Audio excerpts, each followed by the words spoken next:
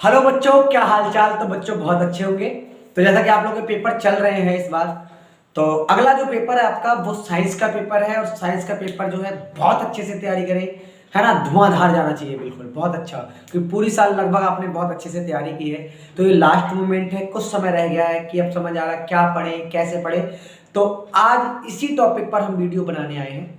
तो इस क्लास में हम बात करेंगे कि आपको कितना पढ़ना है और जिससे बहुत अच्छे नंबर आ जाए।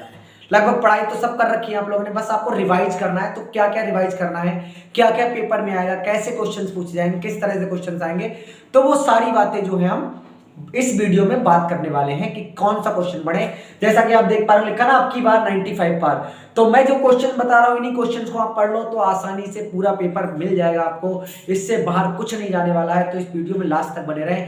पहले मैं बताऊंगा इस वीडियो में कौन से क्वेश्चंस आपको पढ़ने हैं, फिर उसका नेक्स्ट वीडियो में इनके आंसर भी बताते हुए चलेंगे। तो आइएगा, सबसे पहले हम अगर बात करें, पहले चैप्टर में आपको टॉपिक मिलेगा कि संचारण। ये बहुत इंपॉर्टेंट चैप्टर है, बहुत इंपॉर्टेंट टॉपिक है ये। तुम्हारा संचारण आना है आपका, संचारण और इससे बचाव क्या है, कैसे बच सकते हैं। तो भाई संचारण आप समझ सकते हैं क्या होता है कि जब हम धातु को नमी हुई जगह पर रख दें या खुले में छोड़ दें तो उस पर जंग आने लगती है और क्रिया कहलाती है संचारण। बचने के लिए क्या करते हैं, हम पेंट करते हैं, तेल लगाते हैं, नमी से दूर रखते हैं। ये सारे बचने के उपाय हो गए। ठीक, अगले बात करें ब्लीचिंग पाउडर CaOCl2 कैसे बनाया जाता है, इसके बारे में बहुत अच्छे से पढ़ेंगे आप। तो सिंपल बता दूं मैं कि जब बुझे हुए चूने क्रिया क्लोरीन से कराते हैं तो क्या बनता है हमारा ब्लीचिंग पाउडर। इसी तरह से बेकिंग सोडा, धावन सोडा और पीओपी, प्लास्टर ऑफ पेरिस, ये बहुत इंपॉर्टेंट है। ये कई बार पूछा गया है आपका कि कैसे बनता है प्लास्टर ऑफ पेरिस और इसके उपयोग बताओ। तो भाई जब जिप्सम को हम 373 केल्विन टेम्परेचर पर गर्म करेंगे तो प्लास्टर ऑफ पेरिस बनता है, जिसका फार्मूला होता है CaSO4 into half H2O। Plaster of Paris का ये फार्मूला होता है। ठीक है, उपयोग क्या होते हैं, प्लास्टर करने में, पुताई करने में, मूर्तियां बनाने में, ये सब उपयोग होते हैं इसके।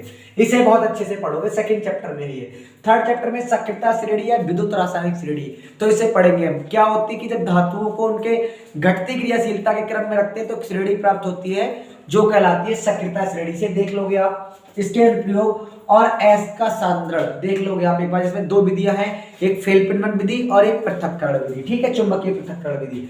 अगले चैप्टर की बात करें तो मोस्ट इंपॉर्टेंट चैप्टर जो आपका केमिस्ट्री का वो चौथा चैप्टर, बहुत ज्यादा इंपॉर्टेंट चैप्टर है। क्या क्या पढ़ना है इसमें, देखो एक तो एस्टरीकरण क्या होता है। एस्टरीकरण समझ सकते हो कि जब एथिल अल्कोहल क्रिया कराते हैं हम एसिटिक अम्ल से तो एस्टर बनता है, क्रिया कहलाती है एसिटीकरण। प्रतिस्थापन क्रिया, सजातीय श्रेणी, इतना तो पढ़ना ही पढ़ना है। एल्कोहल और एथेनॉइक अम्ल बनाने की विधि, ये आपका लॉन्ग में आएगा, काय में आएगा, और यही दो में से कोई एक आएगा। ये कहते बिल्कुल 100% श्योर है, या तो एथिल अल्कोहल बनाने की विधि आएगी या फिर एसिटिक अम्ल बनाने की विधि आएगी। इनसे बाहर केमिस्ट्री में लॉन्ग क्वेश्चन कोई नहीं जाने वाला है। फिर इसके बाद IUPAC नेम जो है, IUPAC कैसे लिखा जाता है, वो सारे आप देख लो। इस पर मैं एक वीडियो बनाऊंगा, अभी डाल दूंगा आपको। ठीक है, नेक्स्ट जल्दी ही। तो अब इसके बाद अगले चैप्टर में अगर बात करें हम, केमिस्ट्री का 5th चैप्टर जो है उसमें आपको पढ़ना है आवर्त नियम पढ़ लेना और आवर्त सारणी। इसके बाद मेन जो पढ़ना है इसमें क्या पढ़ना है, आवर्त सारणी के दोष व गुण। आवर्त सारणी के दोष व गुण, ये एक बार देख लेना। और इलेक्ट्रॉनिक विन्यास करना आता होगा वो चीज एक बार देख के जाना अच्छे से। अगले बात करें बायोलॉजी में, जो चैप्टर 5वां है आपका, उसमें आपको उत्सर्जन, मानव में उत्सर्जन कैसे होता है, यूरिन का निर्माण चित्र सहित, किडनी का चित्र उत्र सब देख लेना आपको अच्छे से। फिर पाचन की क्रिया, ये भी सचित्र वर्णन आपको देखना है, चित्र सहित देखना है। मानव हृदय, ये भी आपको पहले चैप्टर में देखना और फिर आगे देखना है प्रकाश संश्लेषण। तो ये 4 टॉपिक जो है वो आपको पहले चैप्टर से देखने हैं। अगला चैप्टर क्या है, नर व मादा जनन तंत्र।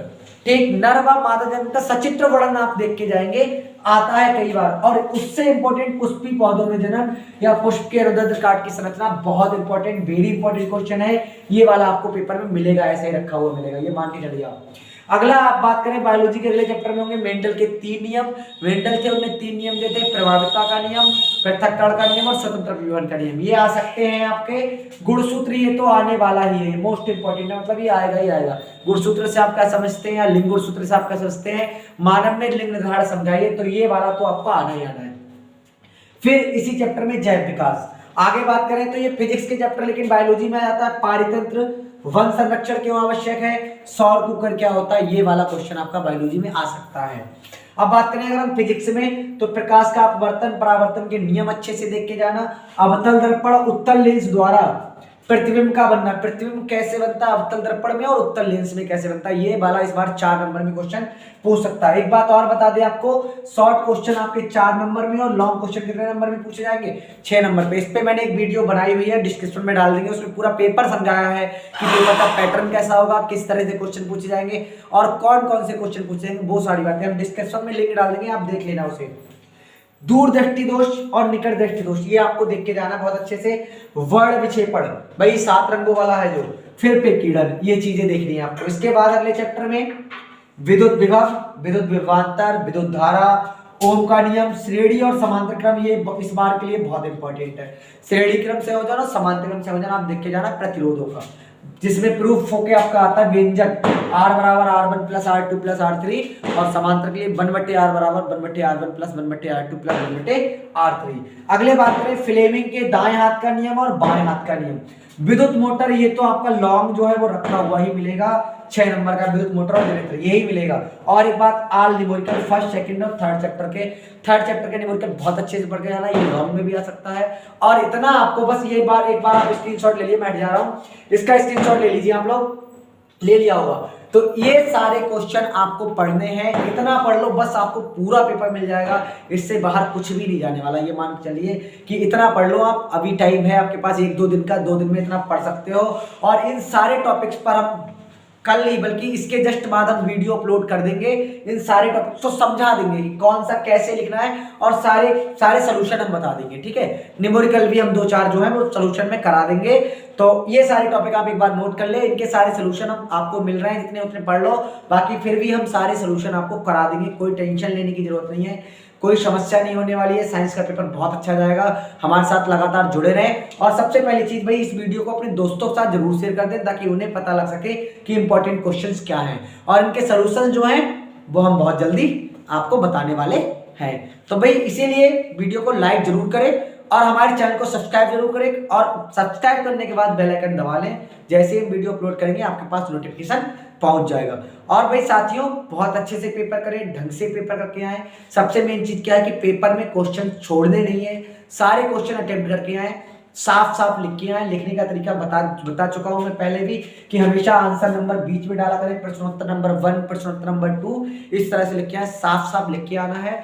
साइंस में मेन चीज है डायग्राम बहुत स्पष्ट, बिल्कुल साफ बने होने चाहिए, कोई समस्या नहीं होगी, बहुत अच्छे नंबर आएंगे। बेस्ट ऑफ लक साथियों, और बहुत जल्दी हम इनके सॉल्यूशन देने वाले हैं। तो धन्यवाद बच्चों। बस लास्ट में एक बात कहूंगा कि बच्चों बस मेहनत इतनी खामोशी करो कि सफलता शोर मचा दे।